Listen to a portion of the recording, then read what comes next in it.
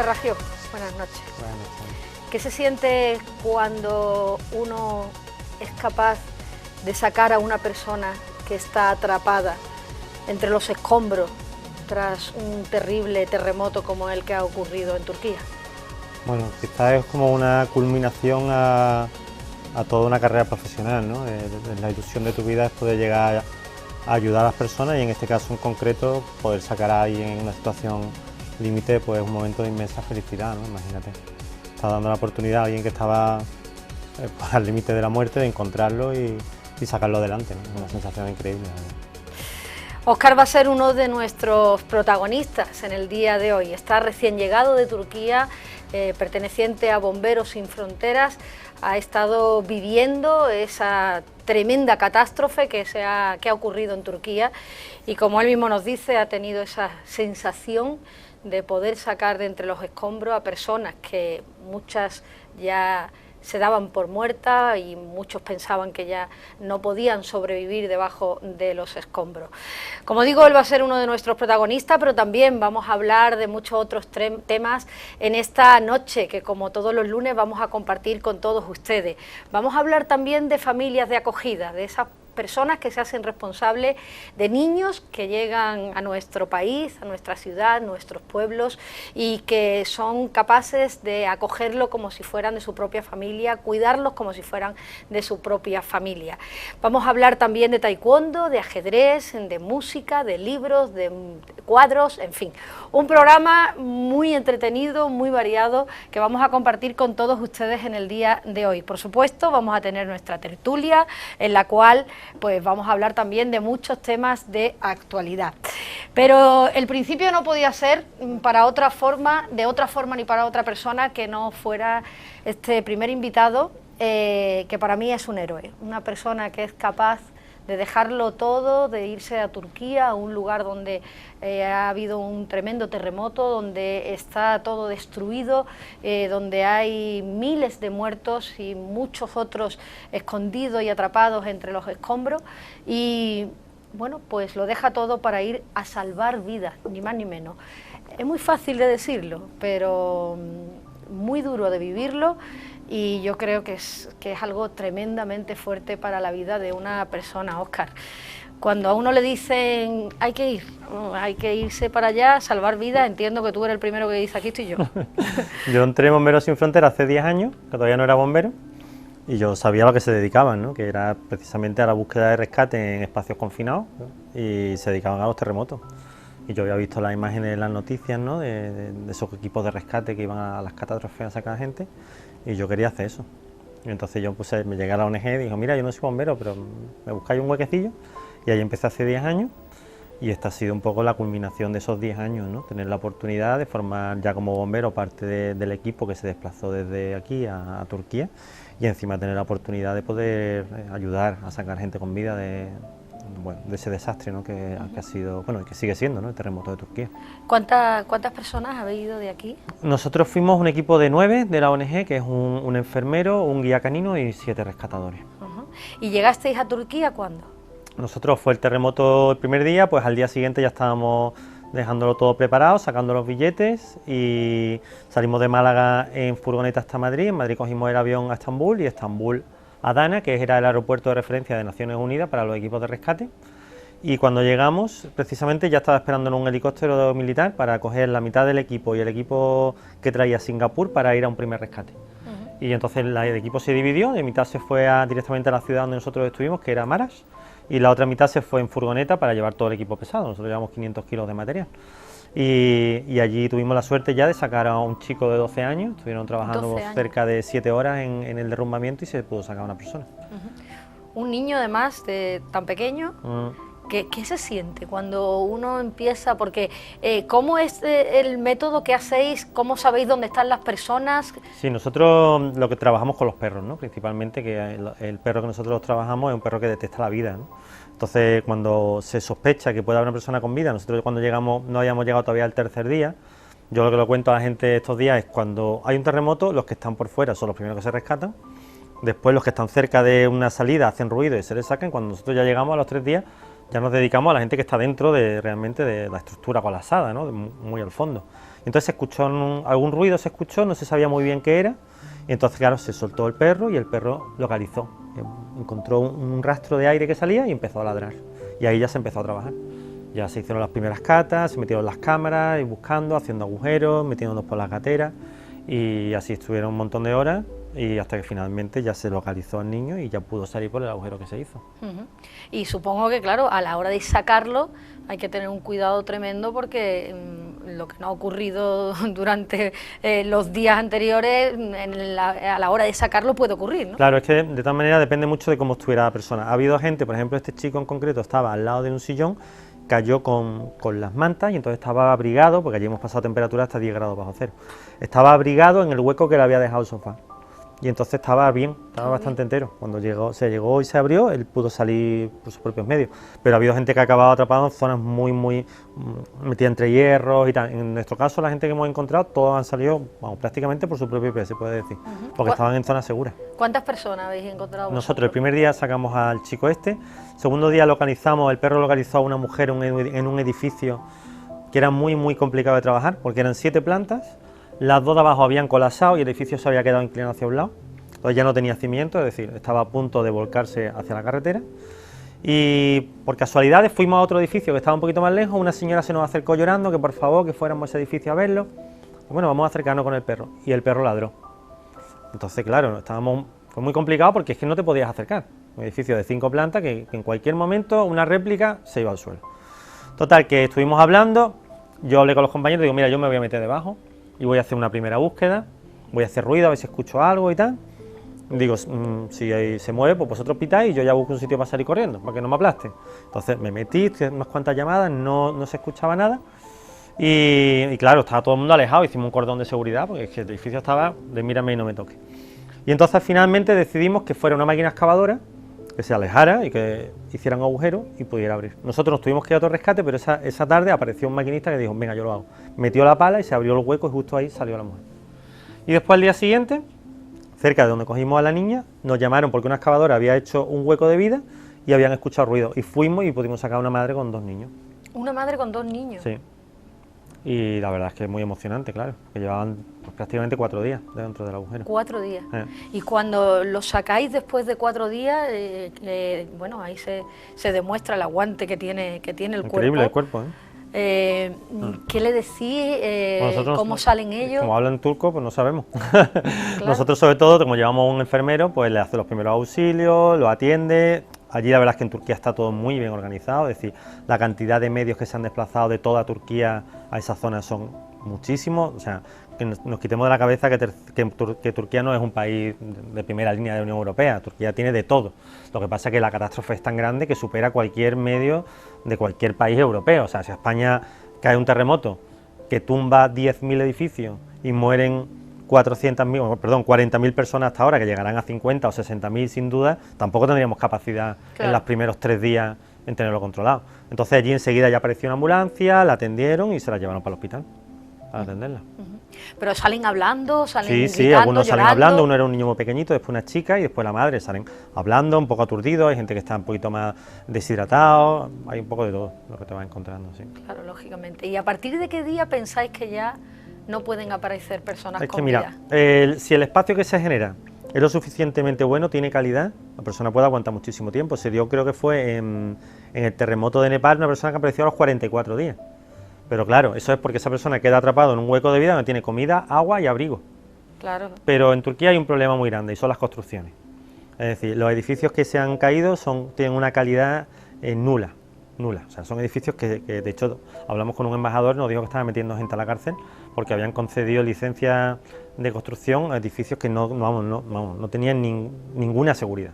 Entonces nosotros cuando estamos trabajando en esos derrumbamientos no hay huecos de vida porque todo lo que son las vigas, los forjados, está todo deshecho, es arena, es todo piezas muy pequeñas. Entonces claro, tú te pones y tienes que escarbar como si fuera un perro. Si eso te pasa en otro país, que las construcciones tienen ciertas calidades, se crean huecos. Claro. Pero allí no, allí estaba todo destruido. ¿Le llamáis hueco de vida a espacios? Al espacio que se crea cuando se produce un derrumbe y una persona queda atrapada dentro.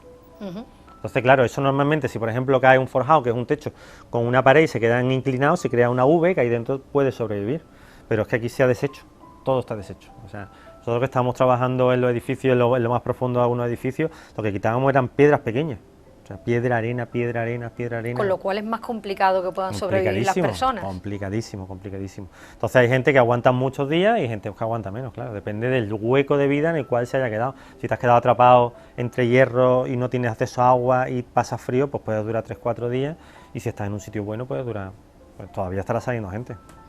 Las autoridades turcas a partir del 9º día dijeron que se acababan las labores de rescate y que ya procedían a sacar los cuerpos. Pero todavía hace un día o dos ha salido gente. Ha salido claro, personas con vida. Allí en Turquía lo que hacen es que, sobre todo los días que hemos estado nosotros, ellos hacen rescate con excavadoras. Es decir, como no hay medios para ir edificio por edificio buscando en cada uno de los agujeritos si hay alguien, ellos hacen llamadas, pasan algunos perros que tienen, los equipos de rescate europeos, bueno, de todo el mundo, ¿no? Porque ya ha ido gente de todos los países del mundo a ayudar, pero no tienen capacidad para tantísimos edificios derrumbados. Entonces ellos con las excavadoras, que tienen muchísimo, y con muchísima gente de protección civil, lo que hacían era que iban abriendo los huecos, y iban haciendo llamadas, y cada vez que veían un hueco o escuchaban un ruido, paraban todo. La verdad es que era impresionante, porque había zonas donde había trabajando 60 excavadores, 500 personas trabajando en 14 edificios derrumbados. Alguien escuchaba un ruido, se pitaba con un silbato, y empezaba todo el mundo a pitar, y se quedaba todo en silencio. Y durante un minuto se hacían los llamamientos para ver si alguien te respondía. Que no, se volvía a pitar y todo volvía a funcionar otra vez. Todas las excavadoras, era increíble. Una organización. O sea que estaban muy bien organizados. Estaban muy bien organizados, y la cantidad de personal de protección civil que tiene, allí había miles de personas uniformadas trabajando, la verdad es que muy bien. Lo que pasa es que aquellos que no tienen capacidad. Y después que los equipos que hemos ido de búsqueda y rescate, nosotros nos dedicamos a una tarea que no hace nadie, que es meternos debajo de una estructura que se puede caer en cualquier momento. Eso te quería preguntar, Óscar, porque antes has dicho, me metí debajo de una de las estructuras. En ese momento, tú tomas la decisión, te dicen métete... No, eso lo tomas tú al final eres un voluntario, que cuando vas tienes una idea de lo que te vas a encontrar, pero cuando llega a la realidad y te supera, pues la única solución es dar un paso adelante. Y ser consciente de que tú al final has ido a jugarte la vida por los demás, y que o te metes o no lo sacas. Esa persona no va a salir andando por su propio pie. Y nosotros además, que somos bomberos, somos rescatadores, nos dedicamos a eso. Entonces yo lo que digo, uno por uno. Si yo saco uno y después me aplasta a mí, pues bueno, uno que he sacado y nos hemos quedado a pares. Si saco 3 y después me aplasto yo, pues 3 que hemos sacado y uno que... Pero con esa mentalidad te metes llega un momento en el agujero, pensando que puedes perder la vida en ese momento. Mira, cuando llegas, claro, tú vienes con la mentalidad de un bombero de aquí, ¿no? Prevención de riesgos laborales, tienes que tener cuidado con ciertas cosas, llevas tu equipo perfecto, ¿no? Cuando llegas allí haces un poco eso también, ¿no? Llega, cuidado, esto por aquí, el forjado, pero conforme te vas metiendo en la dinámica, llega un momento que empiezas a perderle el respeto y a decir, mira, es que aquí no podemos, esto, un edificio de 6 plantas, que son no sé cuántas toneladas de hierro retorcido, yo no lo puedo controlar. Y si quiero encontrar a alguien con vida, yo estoy escuchando un ruido y un perro está ladrando ahí dentro, yo la única solución que tengo es meterme ahí dentro. Y ya está. Y si hay una réplica y se cae, se cayó. Entiendo que hay espacio para que os podáis meter Muy o poco, lo abrís vosotros. Muy poco. Hay sitios que a lo mejor encuentras una gatera pequeña, entras un poco y ya te encuentras muchísimas piedras y vas como un perro sacando piedra, una piedra, otra piedra, un cubo, pasa cubo para allá, otro cubo para adentro, lo vuelve a llenar de piedra, saca otro cubo, llegas a una estantería aplastada, saca unos maderos, saca unos zapatos. A mí me impresionaba mucho encontrar los objetos personales, las fotos de los niños, los zapatos, y después te encuentras los cuerpos también. Buscando a los vivos te encuentras también los muertos. O sea que has visto muertos. Bueno, muchísimo. Allí que yo muchísimos. Estaba, muchísimo.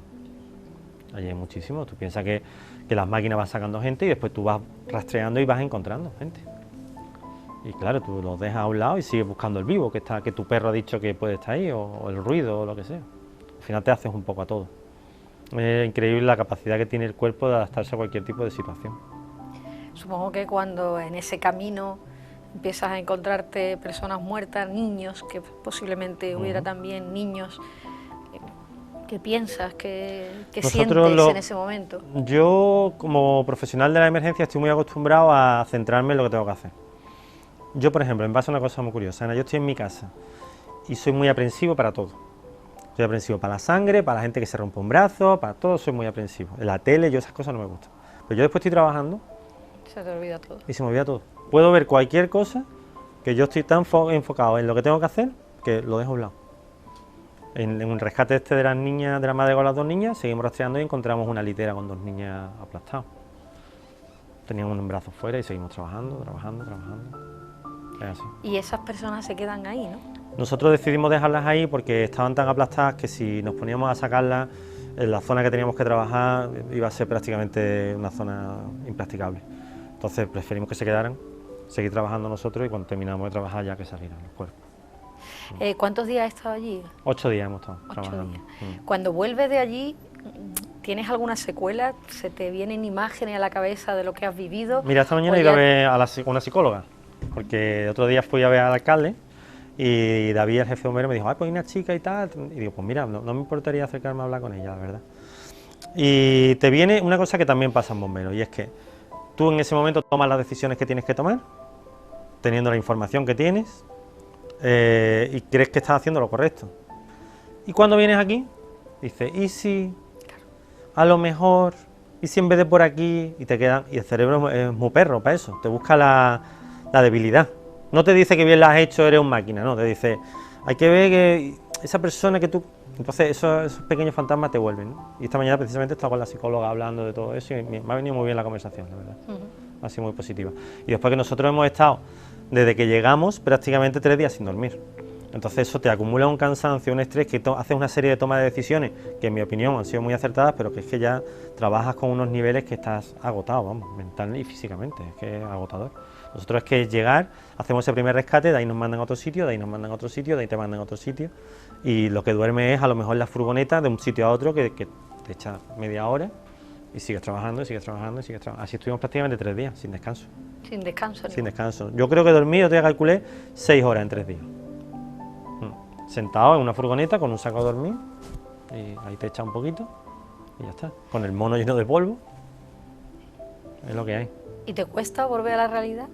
¿Volver a tu rutina, a tu trabajo? ¿Echas de menos aquello? ¿Cómo es la vuelta? Yo estoy un poco como si hubiera vivido una película. Como no sé, es como muy rara la sensación, ¿eh? De estar en el sofá de tu casa un día viendo una serie de Netflix con tu mujer, en 24 o 48 horas estás en el caos absoluto. Aquello es el caos, o sea, aquello es, no te puedo hacer una idea. Yo además me pasó que yo no había visto las imágenes en la tele, porque pasó el terremoto, empezamos a movernos, preparar la documentación, los equipos, y entonces yo iba viendo mensajes que ponía la gente, pues el número de fallecidos iba por no sé cuánto, pero yo no había visto imágenes. Y cuando yo llegué allí, esa ciudad que tenía 1.200.000 habitantes, y yo vi, ya te digo, no sé, 1000 edificios en el suelo.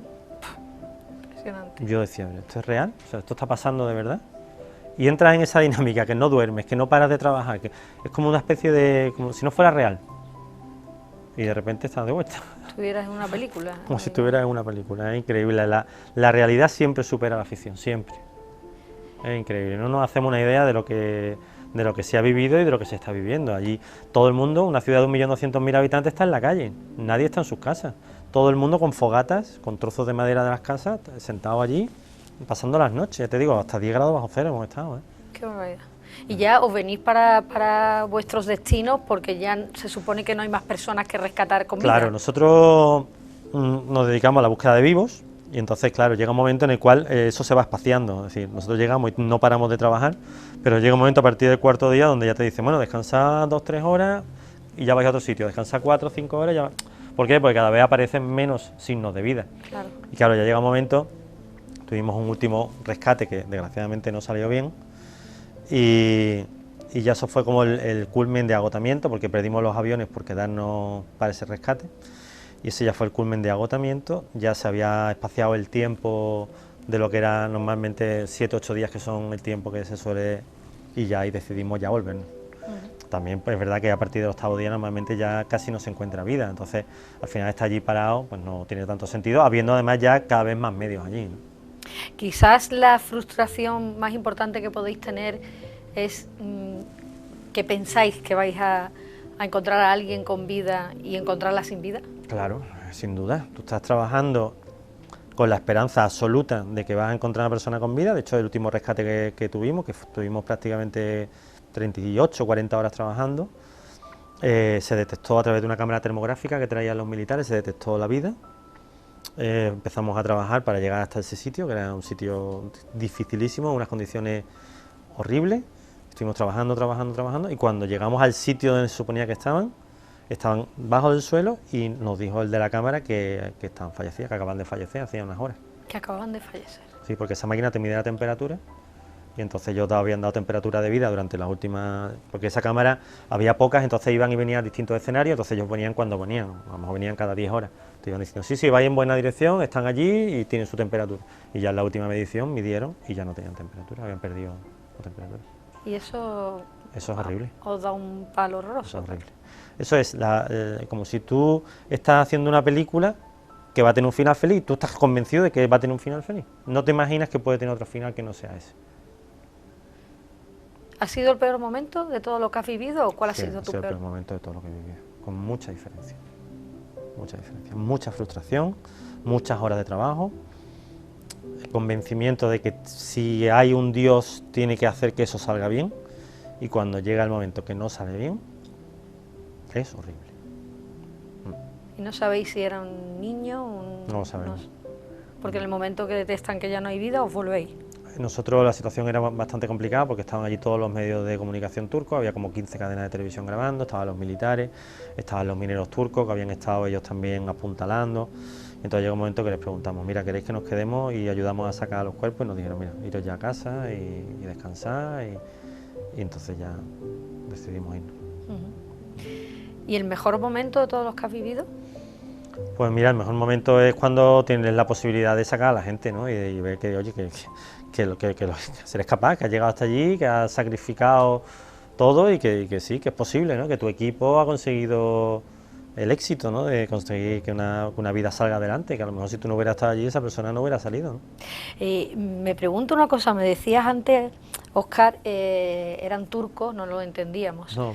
¿Es más gratificante cuando entiendes a la persona y te agradece? Entiendo que la persona cuando la sacáis, no sé, agradecerá lo que estáis haciendo por ella. Mira, nosotros, es que no, yo me he quedado sin palabras con el agradecimiento del pueblo turco hacia los equipos de rescate. Si no te digo 200 veces en una semana, la cantidad de veces que ha venido alguien a darnos las gracias, o sea, personas de cualquier sitio, de toda la condición, desde militares de alto rango hasta cónsul, hasta los familiares de los que estaban en los edificios, enfermeros, los mineros, todo el mundo venía a darnos las gracias, todo el mundo. O sea, nosotros llegamos al aeropuerto de Madrid, ya nos estaban esperando de la compañía de Turkish Airways, que nos han devuelto el dinero de los billetes, no nos lo han cobrado, nos invitaron a comer. Llegamos a los controles de seguridad y la gente se puso a aplaudirnos. Llegamos a Turquía y nos estaban esperando y la gente nos estaba aplaudiendo. Llegamos a la zona y los familiares nos estaban abrazando. O sea, la gente se ha volcado con nosotros. Totalmente, en todo momento ha sido increíble, increíble. Entonces ese agradecimiento que hemos notado ha sido constante. O sea, no te puedes hacer una idea lo cariñoso y los detalles que han tenido con nosotros. Y te lo preguntaba antes, pero ahora te lo voy a preguntar como más específico. ¿Se echa de menos adrenalina cuando uno no la tiene? Es que ¿sabes lo que pasa? Que esa adrenalina es distinta a otras adrenalinas. Yo, por ejemplo, la adrenalina del trabajo de bombero me encanta, muy adictiva, porque además es muy corta. Es decir, tú suena la alarma, vas corriendo, ya estás con la adrenalina, estás generando, haces el servicio, estás súper contento, vuelves, ese subidón, ese es maravilloso. Pero el otro es mucho más pausado, porque dura muchas horas. Entonces no tiene esos picos de... ¿Sabes lo que te digo? Llegas al sitio, haces el rastreo del perro, ladra o no ladra, te pones a buscar, es distinto. Entonces no sé, para mí en mi caso no ha sido tanto ese pico de adrenalina como me pasa trabajando. Pero el momento en que ves que la persona está con vida y la saca, eso debe ser lo más. Eso es muy fuerte, sí, la verdad es que sí, es increíble. Yo supongo que no querrás que pasen catástrofes como esta, lógicamente. Para nada. Pero sí que cuando desgraciadamente vuelva a ocurrir, vas a estar ahí otra vez. Claro. Al final, ya te lo dije cuando fui a Polonia, a mí lo que me hace feliz es ayudar a la gente. Claro. Y a mí me hace feliz allí. Es verdad que también en casa se queda una mujer con 2 niños muy preocupada, porque mi mujer dirá, bueno, tú quieres salvar a una familia, pero tú tienes la tuya. A ver si te va a pasar a ti algo y me quedo yo sin marido, ¿sabes? Pero bueno, yo siento la responsabilidad del conocimiento que puedo tener y el entrenamiento que tengo para ese tipo de rescate. Y como he tenido la suerte de poderme preparar para eso, cuando tengo la oportunidad tengo que darlo todo. Ese es mi sentido de la responsabilidad. Y se puede decir que cabe la posibilidad de que sacrifiques tu familia por la de las demás. Al final estás expuesto a eso, claro. Sí, te plantea. Yo lo veo así. Esa persona tiene también un marido. Esa mujer tiene un marido y esos niños tienen una madre, y igual que lo tengo yo. Si yo tengo la posibilidad de ayudarlos, ¿por qué no? Lo voy a hacer. Que el edificio no se mueva mucho, intentaremos. Y que yo pensaba, digo, yo creo que esto que ya se ha caído ya se va a quedar ahí. Claro. No se va a mover. Claro. Tuvimos una réplica, yo estuve trabajando dentro de un túnel y tuvimos una réplica dentro del túnel mientras estaba trabajando. Sí. Pero bueno, no sé. Llega un momento en que tienes que tomar una decisión. Y te olvidas de todo eso. Y te olvidas de todo eso. Y dices, pues ya estoy aquí y vamos a por todas. Está claro. Yo le decía a los compañeros, ahí intentábamos siempre mantener el sentido del humor dentro de toda la tragedia, porque eso, tú sabes, te ayuda un poco a tener la moral alta. Cuando estábamos en un sitio muy comprometido, que mirábamos para el techo y decíamos, esto, vamos a taladrar, yo no taladraría, quitamos esta piedra, esto está apoyado. Y nos mirábamos y yo decía al otro día, por no haberte apuntado. Y decíamos, no, ya, es verdad, por no haberme apuntado. Haberte quedado en tu casa. ¿no? Nos reíamos como diciendo, si esto es lo que venimos, ¿sabes? Claro. Te digo que se cae, pues se cayó. Claro. Es así. Sí, pero cuando uno lo ve así, dice, ¿qué toco para que esto No es así, es literalmente es eso. O sea, llega un momento en que ya dices tú, no sé, nos decían los mineros turcos que estaban trabajando en el último rescate, decían, vosotros estáis un poco locos, ¿no? ¿Dónde vais? Si no tenéis seguridad de que eso se caiga. Digo, ya, pero es que vosotros sois mineros y no estáis acostumbrados a poner vuestra vida en peligro, estáis acostumbrados a ir colocando todo muy bien para después poder pasar a vosotros. Nosotros hacemos al revés. Nosotros primero llegamos al sitio y después ya veremos cómo salimos. Pero nosotros lo primero es la víctima, por encima de todo, y llegar lo antes posible a la víctima. Y ellos decían que estábamos locos, que cómo se nos ocurría seguir avanzando en zonas que no teníamos que asegurar. Bendita locura, que diría yo. Bendita locura. Bendita locura. Tiene que haber gente para todo, ¿vale? Claro que sí, efectivamente. Y tienen que haber héroes como Óscar Raggio, sí, bueno, no lo dices tú, lo digo yo. Una persona que se juega su vida conscientemente por salvar a los de los demás, para mí es un héroe. ¿Sabes lo que pasa? Que lo mío al final es una carrera profesional, lo que me hace feliz, se produce una cosa en un momento y voy y tomo una decisión y lo hago, ya está. Pero en verdad héroe es esa gente que coge una familia, un niño de adopción y se lo queda durante meses sabiendo toda la problemática que puede tener y el compromiso familiar que va a tener. Eso para mí sí que es un héroe, ¿sabes? Te digo, ese compromiso a largo plazo con esas personas que necesitan ayuda, eso sí que es un héroe de verdad. Yo al final hago cosas concretas que pueden estar más o menos valoradas, pueden tener más impacto, porque al final dices, joder, un edificio que se te va a caer encima. Pero esos padres de acogida, por ejemplo, que cogen a un niño y dicen, venga, aquí estoy yo, y si me sale mal la jugada, pues me la como. Eso sí que es un héroe de verdad, eso sí que es gordo. O sea, que lo mío al final es, no sé, una lección puntual en un momento puntual. Yo no me considero, no sé, es lo que he entrenado, es lo que me gusta y ya está. Pues yo no pienso como tú me respetas. Yo pienso que una persona que hace lo que tú has hecho tiene muchísimo mérito y bueno, y tiene una personalidad tremenda y un sentimiento tremendo y un mérito tremendo. Pues muchas gracias. Óscar, gracias por estar con nosotros. Un placer, enhorabuena una vez más y espero que no ocurran estas catástrofes, pero si es así, que pueda seguir salvando vidas. Si tengo la oportunidad, ya estaré. Y pueda seguir pensando en los demás. Muchas gracias. Gracias por estar con nosotros. Es un placer. Tremendo la historia que nos ha contado Óscar y las vivencias en ese terremoto que se está viviendo en Turquía, que es un amasijo de bloques destrozados y de personas debajo de ellos. Muy buenas noches, ¿cómo estamos? Buenas noches. Buenas noches, María Antonia, buenas noches, Rafael, y buenas noches a Mari Carmen Cosano, que es la primera vez que están con nosotros. Bienvenida, Mari Carmen. O Carmen, ¿cómo quiere que te diga? Como quieras, Carmen me gusta más. ¿Carmen te gusta más? Pues Carmen te digo yo, sin problema ninguno. Qué tremendo lo de Óscar. Ya estamos aquí. Ya estamos aquí. Yo vengo totalmente conmocionada con lo que nos ha contado Óscar. Es tremendo, horrible. El que se puedan vivir esas cosas y sobre todo que tú te juegues tu vida, o sea, y te metes allí y dices, bueno, venga, voy a intentar salvar a alguien. Y también se mete en un sitio donde sabe que los edificios se pueden caer porque no están bien hechos. Claro. Lo ha dicho es que... No, pero el edificio es que además ya está caído, o sea, el edificio está destruido. Aparte de eso porque está mal construido. Sí, claro. Entonces, si un edificio que está bien construido se cae por las circunstancias, pues puede ser que los cimientos estén todavía bien, pero es que ahí se juegan totalmente. Y eso pensaba yo, María Antonia, que cuando lo oía a él te emociona, porque le ves la cara, aunque no le gusta, de un héroe. Totalmente. Pero los que se estaban yendo en el aeropuerto huían porque habían hecho los edificios malamente. ¿Qué sentimiento encontramos? Yo la palabra que utilizaría para mí, todo el tiempo que estaba escuchándole, y que me estaba emocionando mucho con él, porque anteponer a tu propia familia, a tu mujer y a tus hijos, que además, por la cara que tiene, debe quererlos mucho, anteponerlos a eso, a su vida, a su propia vida, y a salvar a más personas. Yo creo que la única palabra que hay para él, para Bomberos Sin Fronteras, para Médicos Sin Fronteras, para toda la gente que está en estas catástrofes, es orgullo. Yo me sentía muy orgulloso de ser español, de ser benalmadense, y es que es tan fuerte, Ana, es tan grande. Las palabras que ha dicho, es que mi mujer, yo dejo a mi mujer y a mis hijos, es que eso es durísimo. Es tremendo. Pero también piensa que es que esa familia que está ahí tiene también mujer e hijo, Claro. y que merece Sí, también sí, ser si él salvado. lo ha dicho. Aunque él no quiera decir que es un héroe, es un héroe totalmente. Sí, sí, Sí, es que no todo el mundo Él y tiene todos los esa que hacen capacidad. esas cosas, Claro, todo. Y la humildad. Realmente. Tiene una humildad Sí. que me...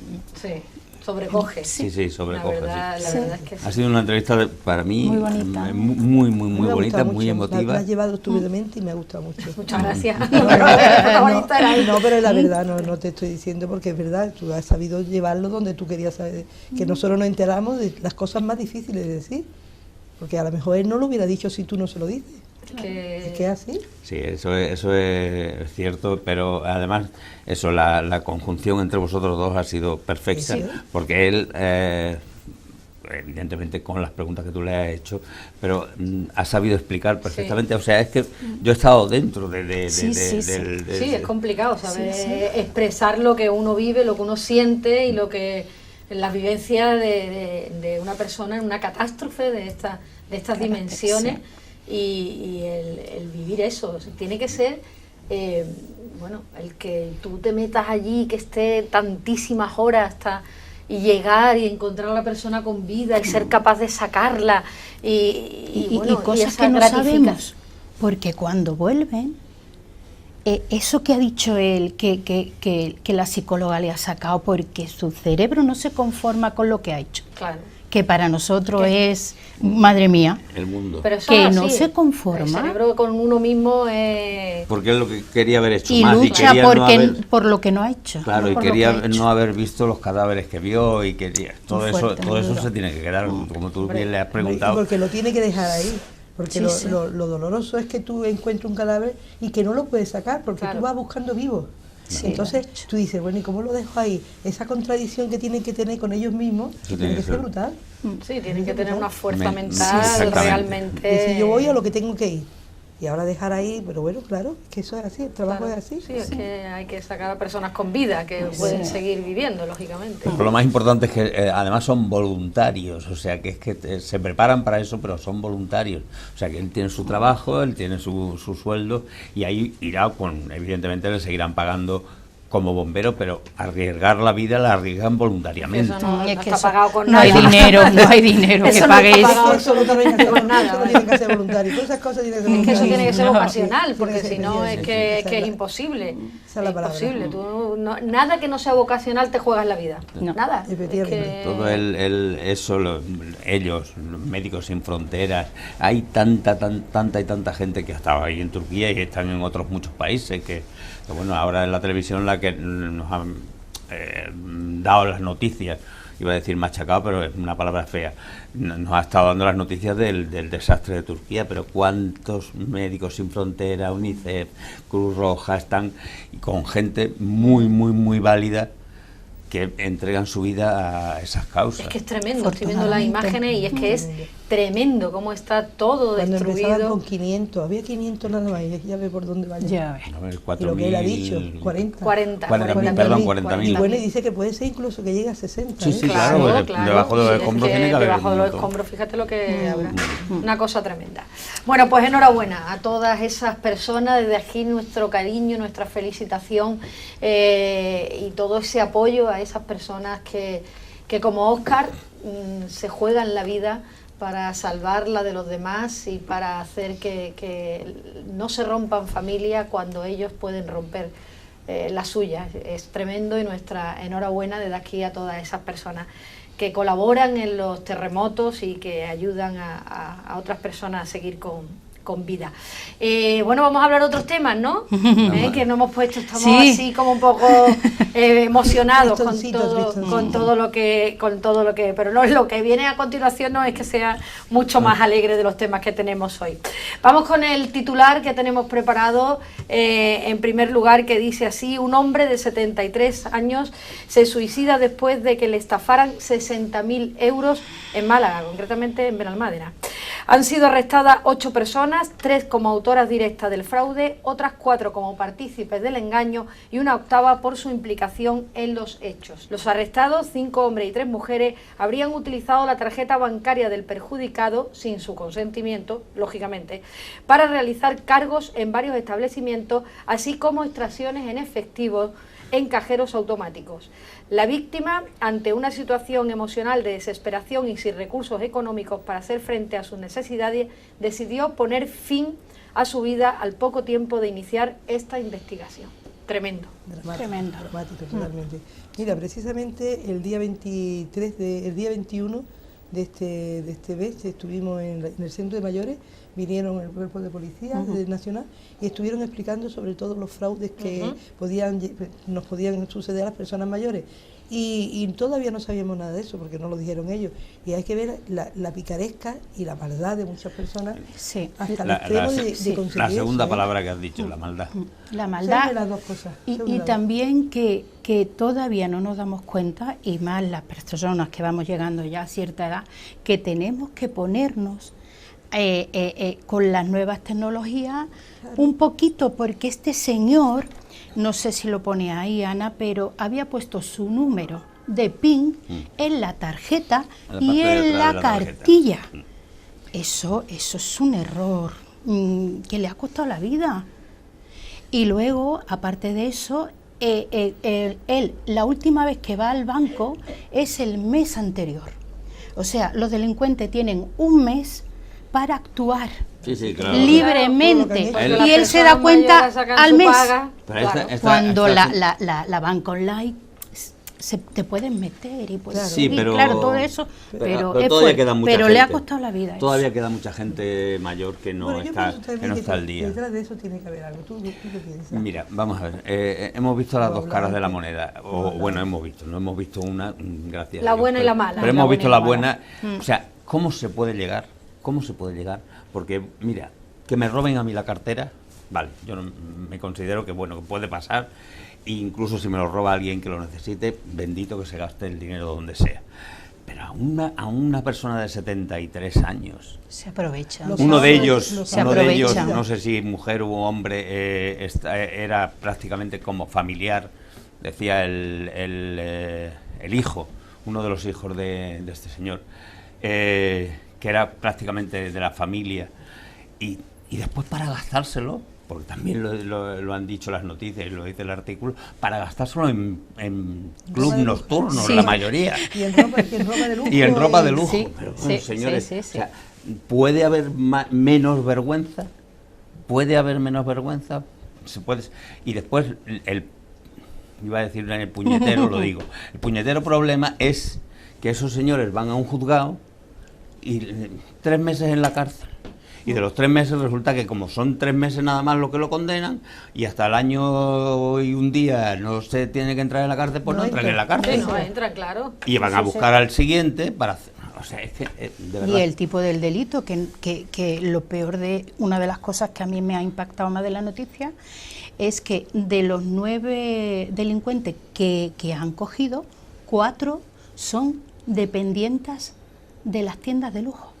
Claro, estaban conchavados. Claro. Estaban Sí, estaban- conchavados. Es que eso estaban con Le daban la todo. tarjeta, se hacían los locos y entraban ahí en el juego. Le daban la comisión, Que, claro. que no hemos Es- enterado de este. Sí, que una no trama, sab- una Es trama. una trama, Que ¿eh? no hemos enterado de este, lo que no sabemos Exacto, qué es lo que hay exacto, detrás de eso. exacto. Porque a lo mejor esa gente ya llevan una trayectoria Exacto. de delincuencia Pero muy, pues, muy larga. Exacto, ¿verdad? Sí, sí. porque Y no ahora será la entramos que primera nos vez toca a que no nosotros, entre en la madre tienda. lo hemos Sí, traído sí, aquí. sí. Seguro. Que tú has dicho eso de puñetera, pero es que tú no sabes que estamos en la televisión que se puede decir de todo. Claro, y a una hora que podemos decir de todo ya podemos expresarnos a nuestro libre, pero sobre todo es el que se haya quitado la vida. Sí. Eso Por- es lo más por esto. dramático. Es muy duro, tanto una cosa como la otra es muy duro lo que voy a decir, pero yo creo que era la pensión muy pequeñita la que tenía, era el único dinero que tenía, todo esto. Bueno, pero Es- tenía su dinerito, el hombre tenía 60.000 euros. pero que yo creo que ese hombre algo más que eso le pasaba. Yo también lo pienso por Eso, eso. vamos a ver, los más culpables y los que han puesto la última gota que ha colmado el vaso Sí, ha sido la ha estafa sido que le han esto, hecho, claro. Sí, sí, y la lo más desesperación. gordo. Pero Sí, que tenía algunos otros problemas para no poder superar esto, claro. porque tú tienes un mal o una depresión o llámalo como quieras, y tú estás arropado. Es que ese es el tema. Yo hoy, antes de venir a grabar, he estado con unos amigos y me decían, ¿tú cómo te has levantado? Porque a mí me costó una amiga mía, Carmen, me dice, porque a mí me costó una depresión y lo que tuve no es ni la mitad que tú. Digo, porque yo me he sentido tan querido y con gente tan positiva que me ha empezado a empujar, que yo no podía, o sea, no tenía, era como esta mesa, no tenía capacidad para hundirme, porque tenía patas por todos lados. Claro. Entonces, tenía un sostén. claro. yo creo, llevándolo a esta persona, yo creo que algo más que eso ha pasado para que este hombre se quite la Sí, vida. además no tendrías Claro, quien lo apoyara, claro. a lo mejor se ha Sería encontrado solo. Ahí es donde yo Hay quiero. soledad de las personas Ahí es donde mayores. yo Tenía quiero. hijos, que según parece. Sí, tenía uno de hijos. ellos lo he visto yo en un programa hablando Sabe Dios también precisamente lo que- de eso, de que había una persona que era muy allegada prácticamente de la familia de los que han detenido. Y era un hijo suyo. Encima. Yo te digo sinceramente, es una de las cosas que pienso. Porque te hayan quitado el dinero, tú no te tiras por el balcón una persona que, bueno, que poco o mucho cada mes tiene su pequeña pensión. Llevaría ya. Ay, sí. Por eso digo que psicológicamente no tendría que estar muy bien o tendría otros problemas, que llámalo como quieras. Terrible, pero lo que sí hay que lanzar es un mensaje de que bueno, que no, estas cosas no pueden acabar con la vida de nadie. Es un problema gordo, se investiga, se soluciona, pero lo último que uno puede pensar es, antes de arreglarlo, me quito de en medio. Eso es que no tiene... Eso es la No, Es y que yo en la cabeza del suicida no se sabe, no se mete no se nadie. sabe, por eso digo que no se sabe Hay tampoco. muchísima gente que vive muy bien y sin embargo se quita la vida y tú dices, bueno, esta persona cómo se ha podido quitar la vida. Y no, porque no lo sabemos, no sabemos lo que ronda en esa cabeza. Y yo estoy también con Ese es lo un problema. que bueno, María Antonia lo sabe y lo hace y lo están haciendo en el centro de Anica Sí, Torres, sí. pero que estoy con Carmen en el tema de que vamos a ayudar a las personas mayores a que entren un poquito en por lo menos en lo más mínimo en los temas Y sobre informáticos. todo desconfianza de todo el mundo. Exactamente. Eso es- Las eso es- tarjetas, el poner la manita cuando vayan a sacar el dinero, el mirar Sí, para que tienen no, que estar. que no haya gente a su alrededor, gente rara, Oye, me explicaban que o había- ir acompañado, que es lo que más me dice la explicaban que policía. había uno que se llamaba Ah, sí, el abrazo. el abrazo, el abrazo. Sí, Le qué abrazaban cariñoso. y Y le le quitaban quitaban todo, todo. sí, de Entonces, todo. es que todas esas cosas Hay un montón de- estuvo muy interesante la charla. La Pero- charla, y era claro. todo de eso, de lo Claro. mismo, todo. La policía dice eso y dice que siempre vayan acompañados, porque tú eres más débil. O Y sea, que cada aparte- día se inventan cosas nuevas. Claro. Es que Claro. salen Sí, cosas sí, nuevas cada claro. día. Que el de delincuente timo siempre y va de- por delante. está claro, De no trabajar, Sí, sí, sí. mucha gente Exacto. y son inteligentes, pues lo de usan para su hecho, propio beneficio. estos delincuentes lo que han hecho ha sido vivir a todo lujo este mes. Claro. Claro, normal. A todo lujo. Normal. La casa, como tú decías, los sitios Los de alterni, unos vestidos de primeras marcas, bolsos, a todo tren. Y además lo hacen pues con las personas más vulnerables, como que son los mayores, sí. que son los que tienen, Así es. son más fáciles de hacerle estas cosas. Bueno, pues dentro de nuestro apartado de cómo están las cabezas, Ya te lo iba a decir yo a ti. tenemos el siguiente titular. ¿Cómo están las cabezas, Dios mío? cabezas están re buenas. Vamos allá. Dice que una vecina de Vitoria deja encerrados durante 20 horas a su expareja y a su hija para irse de carnaval. La mujer dijo, me voy de carnaval, pero esto lo dejo aquí, no se vayan a mover. La madre pidió a su expareja que se quedara unas horas con la niña mientras ella salía de fiesta. Cerró con llave y no contestó a la llamada de su expareja, que 20 horas después pidió ayuda al 112. Los bomberos liberaron al padre, la niña y a su perro a través de la ventana del tercer piso. Tú cuando te vas al carnaval, María Antonia, ¿a quién dejas encerrado? A nadie. Primero porque no voy al carnaval. Bueno, me voy a lo de los Es verdad mayores. que a María Antonia no le gustaba el A carnaval. mí me gustan otras cosas, Eso es.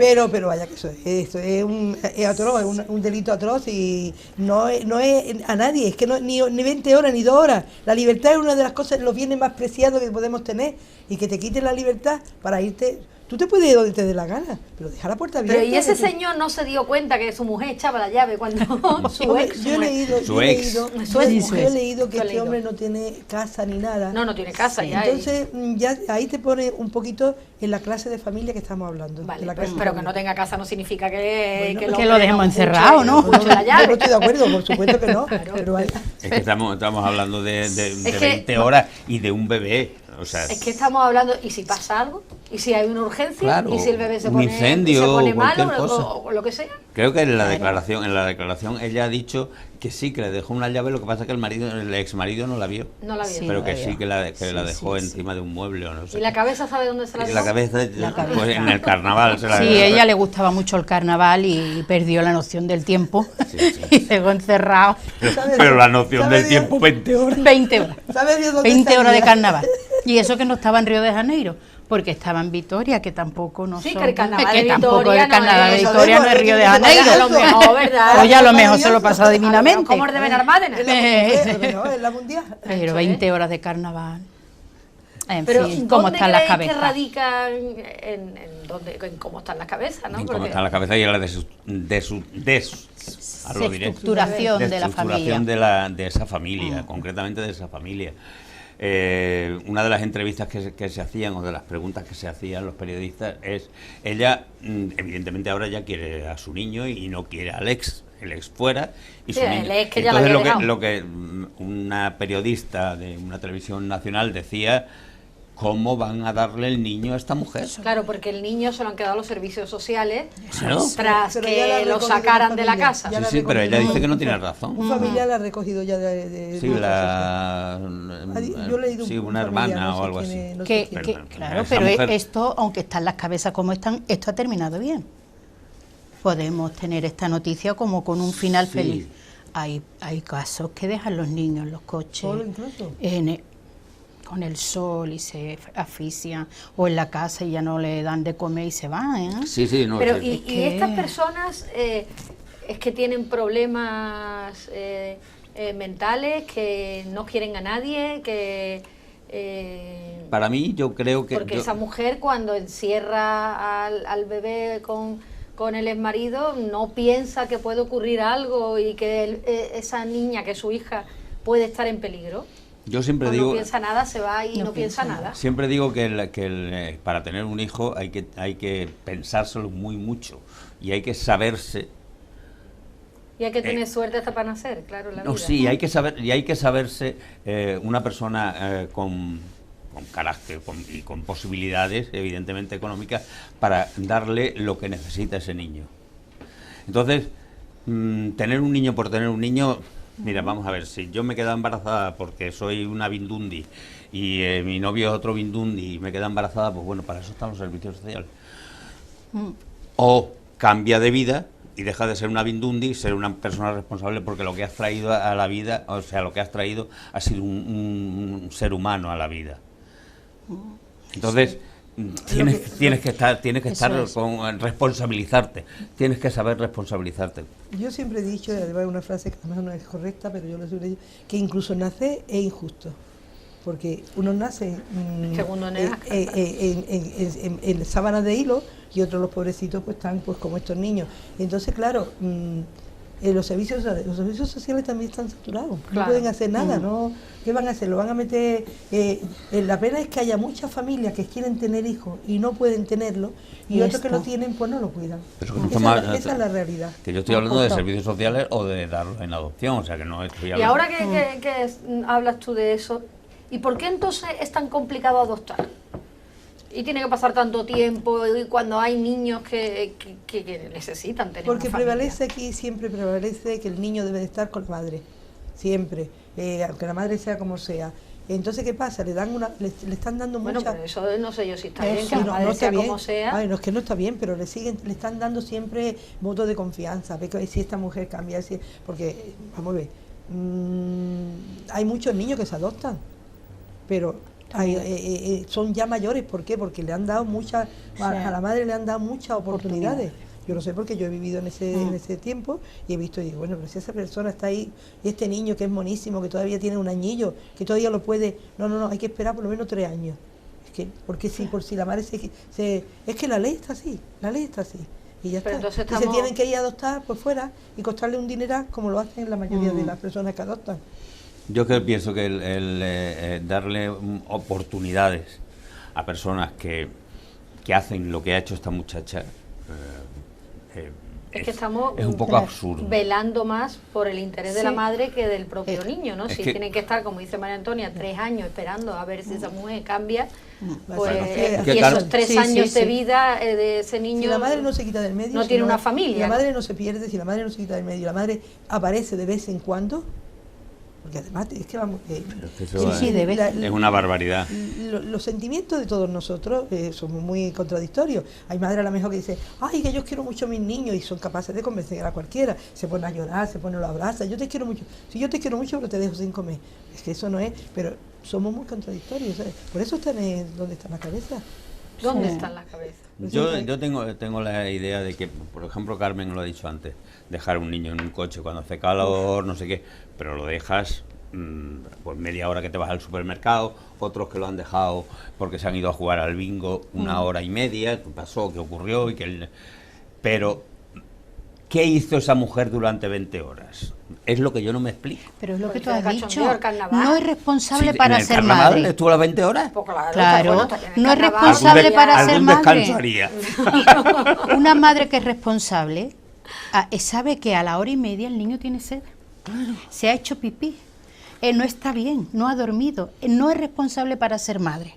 Pero como dice María Antonia, todavía no somos capaces de quitarle un hijo a una madre, porque eso es muy fuerte.